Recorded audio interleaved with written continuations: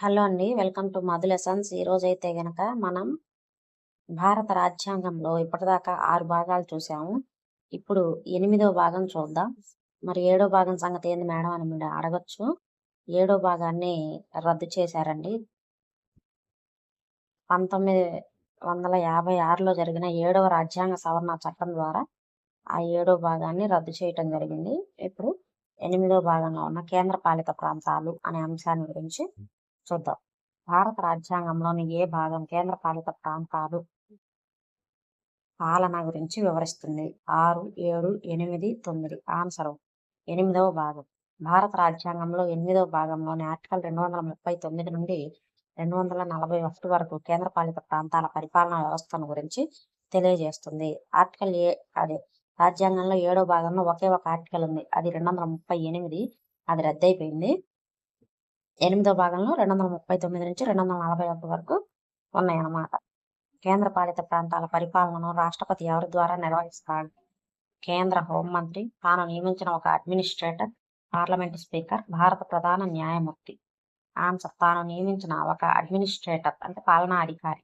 Article 239(1) ప్రకారం ప్రతి కేంద్ర పాలిత ప్రాంతాన్ని రాష్ట్రపతి స్వయంగా తాను తగినట్లు భావించి నియమించే ఒక అడ్మినిస్ట్రేటర్ ద్వారా పాలిస్తారు. ఏ రాజ్యాంగ సవరణ ద్వారా కేంద్రపాలిత ప్రాంతాలు ఏర్పాటు మరియు వాటి పరిపాలన మార్పులు చేశారు? 1వ సవరణ చట్టం 1951, 7వ సవరణ చట్టం 1956, 42వ సవరణ చట్టం 1976, 44వ సవరణ చట్టం 1978. ఆన్సర్ 7వ సవరణ చట్టం 1956. 1956లో చేసిన 7వ రాజ్యాంగ సవరణ చట్టం ద్వారా పాత పార్ట్ సి మరియు పార్ట్ డి రాష్ట్రాల వర్గీకరణ రద్దు చేసి కేంద్ర పాలిత ప్రాంతాలు అనే నూతన వ్యవస్థను తెచ్చారు. రాష్ట్రపతి ఒక రాష్ట్ర గవర్నర్ను పక్కనే ఉన్న కేంద్ర పాలిత ప్రాంతానికి అడ్మినిస్ట్రేటర్లుగా నియమించినప్పుడు ఆ గవర్నర్ ఎలా వ్యవహరిస్తాడు?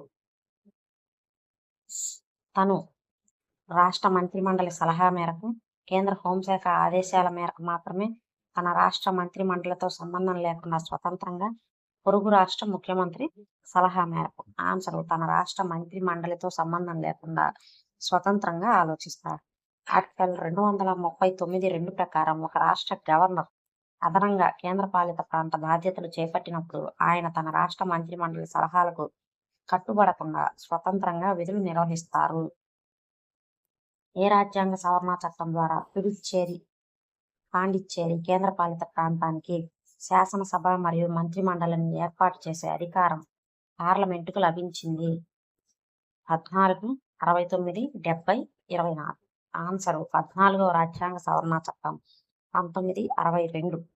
14వ రాజ్యాంగ సవరణ చట్టం ద్వారా రాజ్యాంగంలోని ఆర్టికల్ 239(a)ను చేర్చారు. దీని ద్వారా పుదుచ్చేరి లాంటి కేంద్ర పాలిత ప్రాంతాలకు శాసనసభను ఏర్పాటు చేసే అధికారం పార్లమెంటుకు దక్కింది. ప్రస్తుతం భారతదేశంలో శాసనసభలు కలిగిన కేంద్రపాలిత ప్రాంతాలు ఏవి? ఢిల్లీ, లడఖ్, చండీగఢ్, ఢిల్లీ, పుదుచ్చేరి, జమ్మూ కాశ్మీర్, పుదుచ్చేరి, లక్షద్వీప్, అండమాన్, ఢిల్లీ, జమ్మూ కాశ్మీర్, లడఖ్. ఆన్సర్ ఢిల్లీ, పుదుచ్చేరి, జమ్మూ కాశ్మీర్. ప్రస్తుతం ఢిల్లీ, పుదుచ్చేరి శాసనసభలుగా పనిచేస్తుండగా జమ్మూ కాశ్మీర్ పునర్వ్యవస్థీకరణ చట్టం 2019 ప్రకారం జమ్మూ కాశ్మీర్ కూడా శాసనసభ కలిగిన కేంద్రపాలిత ప్రాంతంగా మార్చబడింది. ఢిల్లీ జాతీయ రాజధాని ప్రాంతంగా ప్రత్యేక హోదా కల్పించిన రాజ్యాంగ సవరణ ఏది? 61, 69, 73, 86. ఆన్సరు 69వ సవరణ చట్టం. 1991లో చేసిన 69వ రాజ్యాంగ సవరణ చట్టం ద్వారా రాజ్యాంగంలోని ఆర్టికల్ 239(a) మరియు 239(a)(b)లను చేర్చి ఢిల్లీకి ప్రత్యేక హోదా ఇచ్చారు. ఆర్టికల్ 239(a) ప్రకారం ఢిల్లీ అసెంబ్లీ కింద ఏ అంశాలపై చట్టాలు చేసే అధికారం కలిగి లేదు? పబ్లిక్ ఆర్డర్, పోలీసు, ల్యాండ్, పైవన్నీ. ఆన్సర్ పైవన్నీ. రాష్ట్ర జాబితాలోని పోలీస్, శాంతి భద్రతలు మరియు భూమి అనే 3 కీలక అంశాలపై చట్టాలు చేసే అధికారం ఢిల్లీ అసెంబ్లీకి లేదు. ఇవి కేంద్ర ప్రభుత్వ పరిధిలో ఉంటాయి. ఢిల్లీ ముఖ్యమంత్రిని ఎవరు నియమిస్తారు? ఢిల్లీ లెఫ్టినెంట్ గవర్నర్, భారత ప్రధాని, భారత రాష్ట్రపతి, కేంద్ర హోంమంత్రి. ఆన్సర్ భారత రాష్ట్రపతి. ఆర్టికల్ 239(a)(5) ప్రకారం ఢిల్లీ ముఖ్యమంత్రిని రాష్ట్రపతి నియమిస్తాడు. మిగిలిన మంత్రులను ముఖ్యమంత్రి సలహాపై రాష్ట్రపతి నియమిస్తాడు. మంత్రులు రాష్ట్రపతి విశ్వాసం ఉన్నంత వరకే పదవిలో ఉంటారు. ఢిల్లీ మంత్రిమండలి గరిష్ట పరిమాణం ఎంత ఉండాలి? అసెంబ్లీ మొత్తం సీట్లలో 15%, అసెంబ్లీ మొత్తం సీట్లలో 10%, గరిష్టంగా 12 మంది మంత్రులు, అసెంబ్లీ మొత్తం సీట్లలో 20%. ఆన్సరు అసెంబ్లీ మొత్తం సీట్లలో 10%. ఆర్టికల్ 239 AA 4 ప్రకారం ఢిల్లీ అసెంబ్లీ మొత్తం సభ్యుల సంఖ్యలో అంటే 70 సీట్లలో 10%కి మించకుండా అనగా ముఖ్యమంత్రితో కలిపి గరిష్టంగా 7 మంత్రిమండలి ఉండాలి. ఢిల్లీలో రాజ్యాంగ యంత్రాంగం విఫలమైనప్పుడు పాలన రాష్ట్రపతి చేతుల్లోకి తీసుకునే నిబంధన ఏది? Article 356, article 239 AB, article 239 AA, article 360. Answer article 239 AB. ఢిల్లీలో ఆర్టికల్ 239 AA నిబంధన ప్రకారం పరిపాలన సాధ్యం కానప్పుడు లెఫ్టినెంట్ గవర్నర్ నివేదిక ఆధారంగా రాష్ట్రపతి అక్కడ పరిపాలనను రద్దు చేసి తన ఆధీనంలోకి తీసుకొని రావచ్చు. ఇది రాష్ట్రాల్లో 356 తరహా నిబంధన.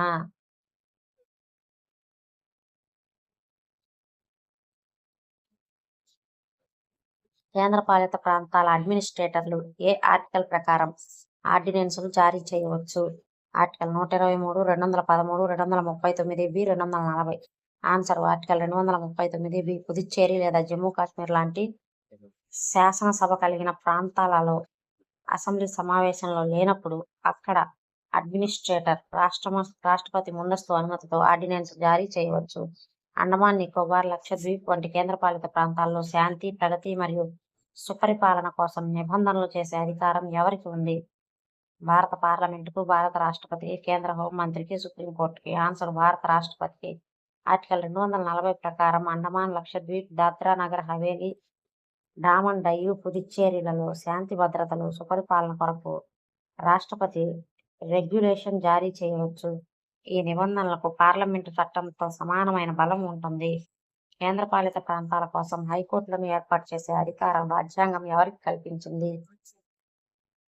భారత రాష్ట్రపతికి, భారత పార్లమెంటుకు, సుప్రీంకోర్టు ప్రధాన న్యాయమూర్తికి, సంబంధిత కేంద్ర పాలిత ప్రాంత అడ్మినిస్ట్రేటర్కు, భారత పార్లమెంటుకు. ఆర్టికల్ 241 ప్రకారం పార్లమెంటు చట్టం ద్వారా ఏదైనా కేంద్రపాలిత ప్రాంతానికి కొత్తగా హైకోర్టును ఏర్పాటు చేయవచ్చు లేదా పక్కనే ఉన్న రాష్ట్ర హైకోర్టు పరిధిని దానికి విస్తరించవచ్చు.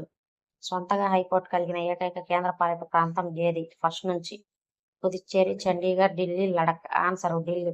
1966లో పార్లమెంటు చేసిన చట్టం ద్వారా ఢిల్లీ ప్రత్యేకంగా హైకోర్టు ఏర్పాటు చేయబడింది. ప్రస్తుతం జమ్మూ కాశ్మీర్ కూడా హైకోర్టు కలిగి ఉంది, కానీ అది రాష్ట్రంగా ఉండి కేంద్రపాలిత ప్రాంతంగా మారింది. కాబట్టి ఫస్ట్ నుంచి స్వతంత్రంగా హైకోర్టు కలిగి ఉన్నది ఏదంటే ఢిల్లీ. లక్షద్వీప్ కేంద్రపాలిత ప్రాంతం ఏ రాష్ట్ర హైకోర్టు పరిధిలోకి వస్తుంది? Madras, Bombay, Kerala, Karnataka. Answer Kerala high court. Article 241ని అనుసరించి పార్లమెంటు చేసిన చట్టాల ప్రకారం లక్షద్వీప్ పరిధి కేరళ హైకోర్టు పరిధిలోకి వస్తుంది. అండమాన్ మరియు నికోబార్ దీవులు ఏ హైకోర్టు పరిధిలోకి వస్తాయి? Madras high court, Calcutta high court, Odisha high court, Andhra Pradesh high court. Answer Calcutta high court. Andaman Nicobar దీవులు న్యాయపరమైన అంశాలు పశ్చిమ బెంగాల్లోని Calcutta high court port Blair bench పరిధిలోకి వస్తాయి. పుదుచ్చేరి కేంద్రపాలిత ప్రాంతం ఏ రాష్ట్ర హైకోర్టు అధికార పరిధిలో ఉంది? పుదుచ్చేరి అనేది కేరళ, ఆంధ్రప్రదేశ్, మద్రాస్, కర్ణాటక. Answer Madras high court. పుదుచ్చేరి భౌగోళికంగా తమిళనాడుకు దగ్గరగా ఉండటం వల్ల దీని న్యాయ పరిధి చెన్నైలోని మద్రాస్ హైకోర్టు పరిధిలోకి వస్తుంది. దాద్రా నగర్ హవేలీ మరియు డామన్ డయ్యు ఏ హైకోర్టు పరిధిలోకి వస్తాయి? Gujarat, Bombay, Rajasthan high court, Delhi high court. Answer Bombay high court. ఈ పశ్చిమ తీర కేంద్రపాలిత ప్రాంతాలు మహారాష్ట్రలోని బాంబే హైకోర్టు పరిధిలోకి వస్తాయి. చండీగఢ్ కేంద్రపాలిత ప్రాంతం ఏ హైకోర్టు పరిధిలోకి వస్తుంది? ఢిల్లీ, హిమాచల్ ప్రదేశ్, పంజాబ్ మరియు Haryana high court, Rajasthan high court. Answer Punjab మరియు హర్యానా హైకోర్టు. చండీగఢ్ అనేది పంజాబ్ మరియు హర్యానా రాష్ట్రాల ఉమ్మడి రాజధాని మరియు కేంద్రపాలిత ప్రాంతం కావడంతో అది పంజాబ్ మరియు హర్యానా రాష్ట్రాల ఉమ్మడి హైకోర్టు పరిధిలో ఉంటుంది. కేంద్రపాలిత ప్రాంతాల అడ్మినిస్ట్రేటర్లను సాధారణంగా ఏ పేర్లతో పిలుస్తారు? లెఫ్టినెంట్ గవర్నర్లు, చీఫ్ కమిషనరు, అడ్మినిస్ట్రేటరు, పైవన్నీ. ఆన్సర్ పైవన్నీ. రాష్ట్రపతి హోదాను బట్టి వివిధ కేంద్రపాలిత ప్రాంతాల అధినేతలను లెఫ్టినెంట్ గవర్నర్లు. ఉదాహరణకు ఢిల్లీ, పుదుచ్చేరి ఢిల్లీ, పుదుచ్చేరిలో లెఫ్టినెంట్ గవర్నర్ అని, లక్షద్వీప్లో అడ్మినిస్ట్రేటర్ అని పిలుస్తారు. పూర్వం చీఫ్ కమిషనర్ అని కూడా పిలిచేవారు. కింది ఏ కేంద్రపాలిత ప్రాంతాల అధినేతలను లెఫ్టినెంట్ గవర్నర్లు అని పిలుస్తారు? ఢిల్లీ, పుదుచ్చేరి, అండమాన్, జమ్మూ కాశ్మీర్, లడఖ్, చండీగఢ్, లక్షద్వీప్, దాద్రానగర్ హవేలీ. కేవలం ఢిల్లీ మరియు పుదుచ్చేరి. ఆన్సర్ ఢిల్లీ, పుదుచ్చేరి, అండమాన్ నికోబార్, జమ్మూ కాశ్మీర్, లడఖ్. ఢిల్లీ, పుదుచ్చేరి, అండమాన్ నికోబార్, జమ్మూ కాశ్మీర్ అండ్ లడఖ్ ఈ 5 ప్రాంతాల్లో పెద్దవి మరియు వ్యూహాత్మకమైన ప్రాధాన్యతను కలిగిన ఈ 5 కేంద్రపాలిత ప్రాంతాలను అధిపతులను లెఫ్టినెంట్ గవర్నర్లుగా వ్యవహరిస్తారు. చండీగఢ్ కేంద్రపాలిత ప్రాంతానికి అడ్మినిస్ట్రేటర్గా ఎవరు వ్యవహరిస్తారు? హర్యానా గవర్నర్, పంజాబ్ గవర్నర్, హోంశాఖ కార్యదర్శి, రాష్ట్రపతి నియమించే ప్రత్యేక ఐఏఎస్ అధికారి. Answer Punjab governor. ఒక సాంప్రదాయం ప్రకారం పంజాబ్ రాష్ట్ర గవర్నర్గా నియమితులైన వారే చండీగఢ్కు ఎక్స్ అఫీషియో అడ్మినిస్ట్రేటర్గా బాధ్యతలు నిర్వహిస్తారు. ఢిల్లీ శాసనసభకు ఎన్నికైన సభ్యులు రాష్ట్రపతి ఎన్నికల్లో ఓటు వేసే హక్కును ఏ రాజ్యాంగ సవరణ ద్వారా పొందారు? ఢిల్లీ శాసనసభకు ఎన్నికైన సభ్యులు రాష్ట్రపతి ఎన్నికల్లో ఓటు వేసే హక్కును ఏ రాజ్యాంగ సవరణ ద్వారా పొందారు? 69, 70, 71, 42. ఆన్సర్ 70. 70వ రాజ్యాంగ సవరణ చట్టం ద్వారా ఆర్టికల్ 54లోని రాష్ట్రం అనే పదంలోకి ఢిల్లీ మరియు పుదుచ్చేరి కేంద్రపాలిత ప్రాంతాల అసెంబ్లీలను చేర్చారు. దీనివల్ల వారు రాష్ట్రపతి ఎన్నికలలో ఎలక్టోరల్ కాలేజీలో భాగస్వాములయ్యారు. కేంద్రపాలిత ప్రాంతాలకు సంబంధించి కేంద్ర జాబితా, ఉమ్మడి జాబితా మరియు రాష్ట్ర జాబితాలలో ఏ అంశంపైనైనా చట్టం చేసే పరమాధికారం ఎవరికి ఉంది? కేంద్రపాలిత ప్రాంతాల అసెంబ్లీలకు, భారత పార్లమెంటుకు, రాష్ట్రపతికి, కేంద్ర కేబినెట్కు. ఆన్సర్ భారత పార్లమెంటుకు. ఆర్టికల్ 246(4) ప్రకారం కేంద్రపాలిత ప్రాంతాలకు సంబంధించి 3 జాబితాలలో రాష్ట్ర జాబితాతో సహా ఏ అంశంనైనా చట్టాలు చేసే పూర్తి అధికారం పార్లమెంటుకు ఉంటుంది. ఒకవేళ ఢిల్లీ అసెంబ్లీ చేసిన చట్టానికి, పార్లమెంటు చేసిన చట్టానికి మధ్య వైరుధ్యం వస్తే ఏ చట్టం చెల్లుతుంది? అసెంబ్లీ చట్టం, పార్లమెంటు చట్టం, రాష్ట్రపతి నిర్ణయించిన చట్టం, సుప్రీంకోర్టు బెంచ్ నిర్ణయించే చట్టం. ఆన్సర్ పార్లమెంటు చట్టం. ఆర్టికల్ 239(a) ప్రకారం ఢిల్లీ అసెంబ్లీ చేసిన చట్టం కంటే పార్లమెంటు చేసిన చట్టానికే ఎక్కువ ప్రాధాన్యత ఉంటుంది. పార్లమెంటు చట్టం నెగ్గుతుంది. క్రింది వాటిలో కేంద్రపాలిత ప్రాంతాల ఏర్పాటుకు గల కారణం కానిది ఏది? వ్యూహాత్మక ప్రాముఖ్యత, సాంస్కృతిక వైవిధ్యం, వెనుకబడిన మరియు గిరిజన ప్రాంతాల రక్షణ, అధిక జనాభా మరియు విస్తీర్ణం కలిగి ఉండటం. ఆన్సర్ అధిక జనాభా మరియు విస్తీర్ణం కలిగి ఉండటం. కేంద్రపాలిత ప్రాంతాలు సాధారణంగా చిన్న విస్తీర్ణం, తక్కువ జనాభా కలిగి ఉండి స్వతంత్ర రాష్ట్రంగా నిలదొక్కుకోలేని ఆర్థిక, పాలనా కారణాల వల్ల ఏర్పడతాయి. ఎక్కువ జనాభా విస్తీర్ణం ఉంటే రాష్ట్రాలుగా మారుస్తారు. దాద్రా నగర్ హవేలీ మరియు డామన్ డయ్యు కేంద్రపాలిత ప్రాంతాలు ఏ సంవత్సరంలో ఒకే కేంద్రపాలిత ప్రాంతంగా విలీనం చేశారు? 2014, 2019, 2020, 2022. ఆన్సర్ 2020. 2019లో పార్లమెంటు చేసిన చట్టం ద్వారా ఈ 2 వేర్వేరు కేంద్రపాలిత ప్రాంతాలను కలిపి ఒకే యూటీగా మార్చారు. ఇది జనవరి 26, 2020 నుండి అమల్లోకి వచ్చింది. పుదుచ్చేరి కేంద్రపాలిత ప్రాంతం కింది ఏ రాష్ట్రాలలో విస్తరించి లేదు? తమిళనాడు, ఆంధ్రప్రదేశ్, కేరళ, కర్ణాటక. ఆన్సర్ కర్ణాటక. పుదుచ్చేరిలో 4 జిల్లాలు ఉన్నాయి. పుదుచ్చేరి, కరైకాల్ తమిళనాడులో, యానం ఆంధ్రప్రదేశ్లో, మహే కేరళలో ఉన్నాయి. కర్ణాటకలోని దీని భాగాలు లేవు. భారతదేశంలో ప్రస్తుతం మొత్తం ఎన్ని కేంద్రపాలిత ప్రాంతాలు ఉన్నాయి? 7, 8, 9, 28. ఆన్సర్ 8.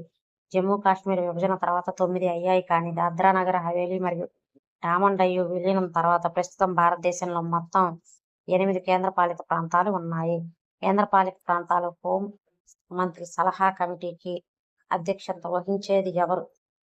భారత ప్రధాని, కేంద్ర హోంశాఖ మంత్రి, సంబంధిత lieutenant governor, Lok Sabha speaker. Answer కేంద్ర హోంశాఖ మంత్రి.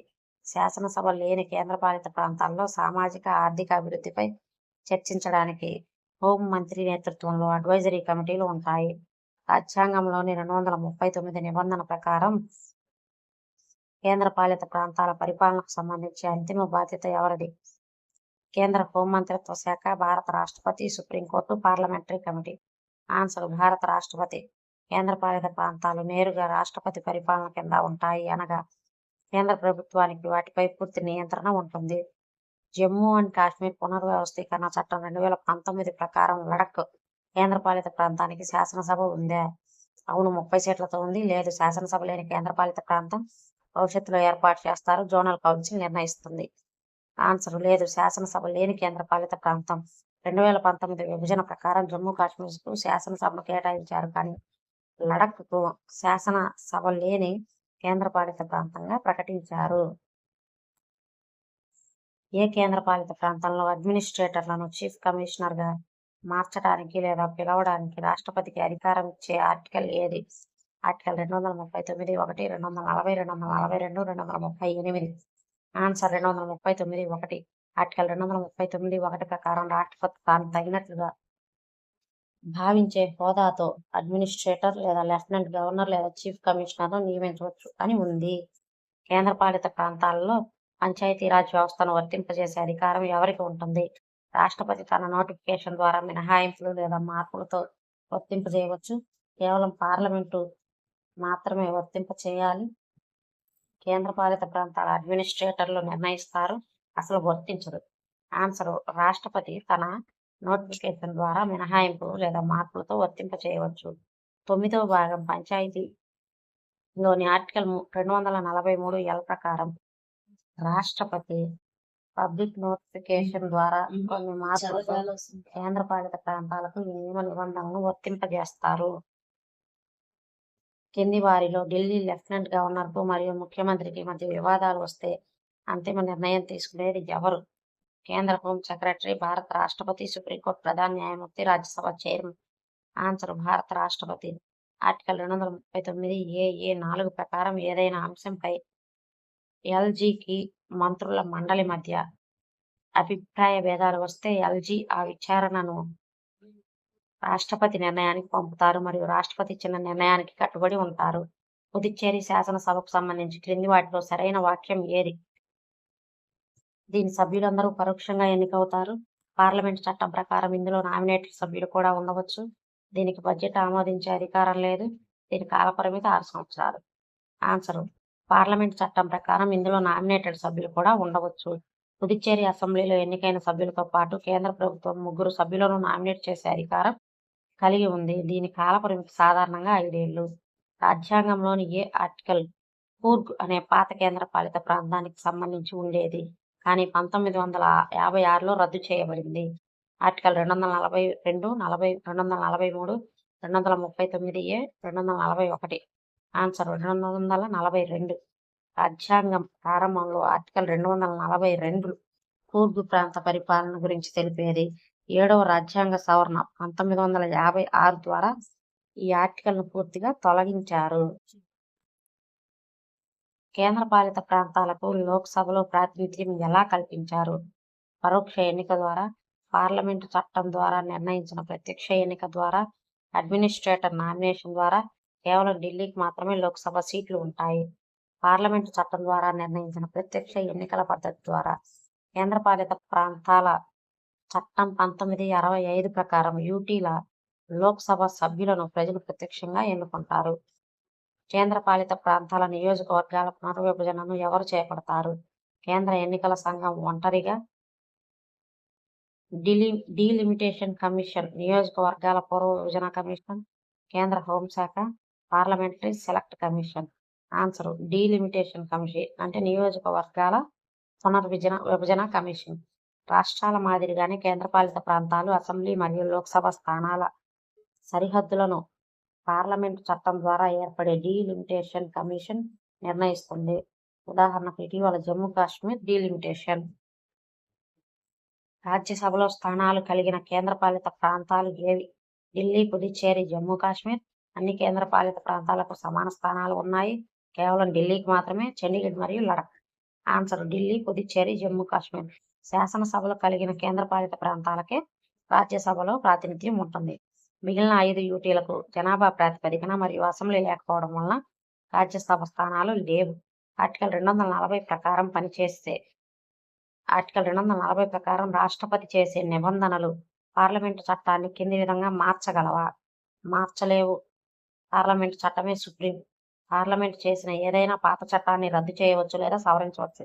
కేవలం తాత్కాలికంగా మాత్రమే నిలిపివేయగలవు. సుప్రీంకోర్టు అనుమతితో మాత్రమే మార్చగలవు. ఆన్సర్: పార్లమెంట్ చేసిన ఏదైనా పాత చట్టాన్ని రద్దు చేయవచ్చు లేదా సవరించవచ్చు.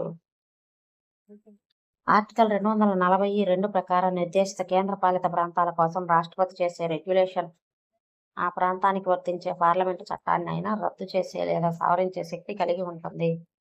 జాతీయ రాజధాని ప్రాంతం ఢిల్లీకి సంబంధించి లెఫ్టినెంట్ గవర్నర్ పాత్రపై సుప్రీంకోర్టు ఏ కేసులో కీలక తీర్పును ఇచ్చింది? Keshavananda Bharati, S R Bommai, government of NCT Delhi versus Union of India, Maneka Gandhi. Answer: government of NCT Delhi versus Union of India, 2018.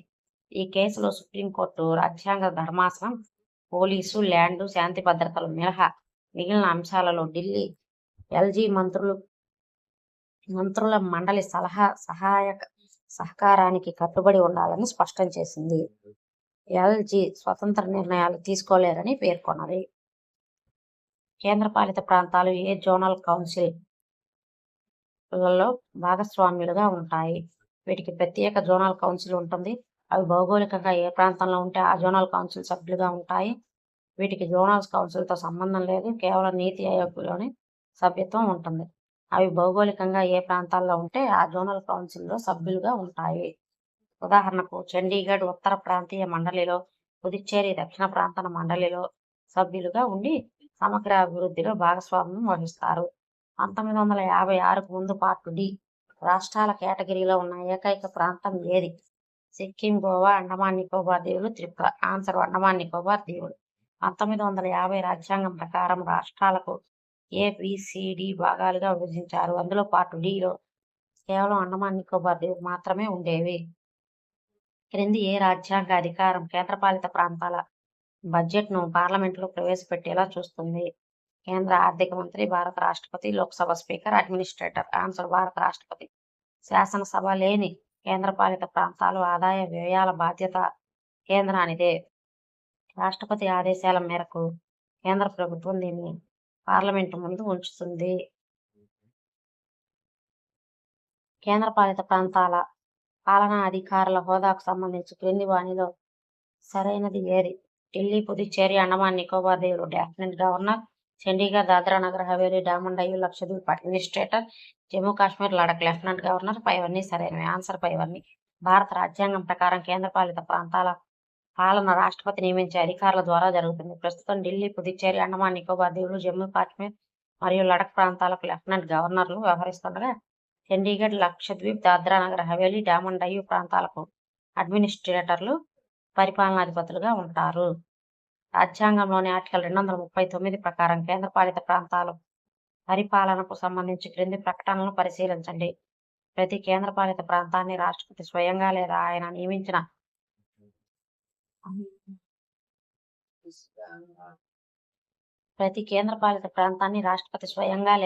నియమించిన ఒక అడ్మినిస్ట్రేటర్ ద్వారా పరిపాలిస్తాడు. రాష్ట్రపతి ఒక రాష్ట్ర గవర్నర్ను పక్కనే ఉన్న కేంద్రపాలిత ప్రాంతానికి అడ్మినిస్ట్రేటర్గా నియమించవచ్చు. అలా నియమితులైన గవర్నర్ తన మంత్రిమండలి సలహాతో సంబంధం లేకుండా స్వతంత్రంగా నిర్ణయాలు తీసుకుంటారు. క్రింది వానిలో సరైనది ఒకటి మాత్రమే, 2 మాత్రమే, 1, 2 ఏది కాదు? ఆన్సర్: 1, 2, 2 సరైనవే. ఆర్టికల్ 239(1) ప్రకారం కేంద్రపాలిత ప్రాంతాల పరిపాలనా బాధ్యత రాష్ట్రపతిదే. ఆయన తన ప్రతినిధిగా అడ్మినిస్ట్రేటర్, లెఫ్టినెంట్ గవర్నర్లను నియమిస్తారు. ఆర్టికల్ 239(2) ప్రకారం ఒక రాష్ట్ర గవర్నర్కు అదనంగా కేంద్రపాలిత ప్రాంత బాధ్యతలు అప్పగించినప్పుడు ఆయన ఆ యూటీకి సంబంధించి పూర్తి స్వతంత్రంగా వ్యవహరిస్తారు. సదరు రాష్ట్ర మంత్రి మండలి సలహాకు కట్టుబడి ఉండాల్సిన అవసరం లేదు. ఢిల్లీకి ప్రత్యేక ప్రతిపత్తి కల్పిస్తూ జాతీయ రాజధాని ప్రాంతం ఎన్సిటిగా మార్చిన రాజ్యాంగ సవరణ చట్టం ఏది? దీనికి సంబంధించిన ఆర్టికల్ ఏది? 69, 70, 61, 42. ఆన్సరు: 69వ రాజ్యాంగ సవరణ 1991. Article 239(a)(a). 1991లో చేసిన 69వ రాజ్యాంగ సవరణ చట్టం ద్వారా రాజ్యాంగంలోని ఆర్టికల్ 239(a)(a)ను చేర్చారు. దీని ద్వారా ఢిల్లీ యూనియన్ టెరిటరీని నేషనల్ క్యాపిటల్ టెరిటరీ ఆఫ్ ఢిల్లీగా ప్రకటించి అక్కడ శాసనసభను మరియు మంత్రి మండలిని ఏర్పాటు చేశారు.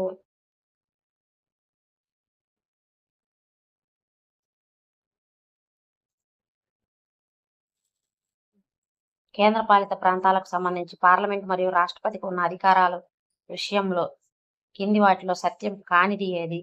పార్లమెంటు ఏ కేంద్రపాలిత ప్రాంతానికైనా హైకోర్టుని ఏర్పాటు చేయవచ్చు లేదా పక్కనే ఉన్న రాష్ట్ర హైకోర్టు పరిధిలోకి తీసుకురావచ్చు.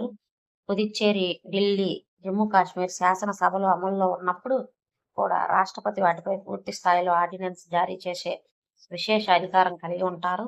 అండమాన్ నికోబార్, లడఖ్, లక్షద్వీప్ వంటి ప్రాంతాల్లో శాంతి, ప్రగతి మరియు మంచి పరిపాలన కోసం రాష్ట్రపతి స్వయంగా నిబంధనలు చేయవచ్చు. కేంద్రపాలిత ప్రాంతాలకు సంబంధించి కేంద్ర జాబితా, ఉమ్మడి జాబితాల అంశాలపై చట్టాలు చేసే అధికారం పార్లమెంటుకు మాత్రమే ఉంటుంది. ఆన్సర్ పుదుచ్చేరి, ఢిల్లీ, జమ్మూ కాశ్మీర్ శాసనసభలు అమల్లో ఉన్నప్పుడు కూడా రాష్ట్రపతి వాటిపై పూర్తి స్థాయిలో ఆర్డినెన్సులు జారీ చేసే విశేష అధికారం కలిగి ఉంటారు. ఇది తప్పు.